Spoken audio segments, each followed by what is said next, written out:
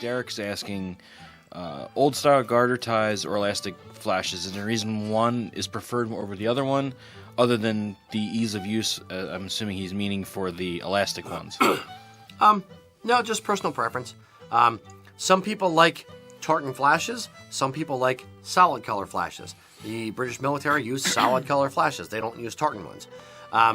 The garter ties, what he's referring to, for those that don't know, are basically a 24-inch-ish strip of knitted yarn, and then on the end are some, bushy kind of tassels, for lack of a better term. You wrap it around your calf, do a half knot, pull it snug, and then fold your hose tops down over top of that, and just kind of let the little pom-poms kind of stick out underneath the bottom. Several of the guys here love them. Adam's actually wearing a pair right now. I'm not a huge fan myself, but I can appreciate them for what they are.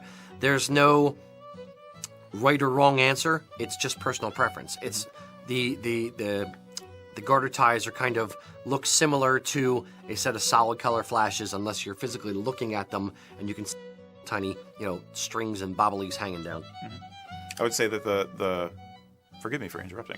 I'd say the garter ties have a more antique look. If you're going for a more vintage look, they're very good for that.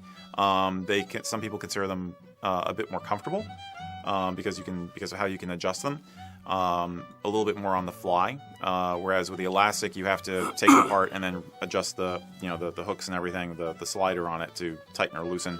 Once you have it set, though, it's yeah. The elastic is obviously more convenient. It's faster to put on and take off, and it's definitely a more military look.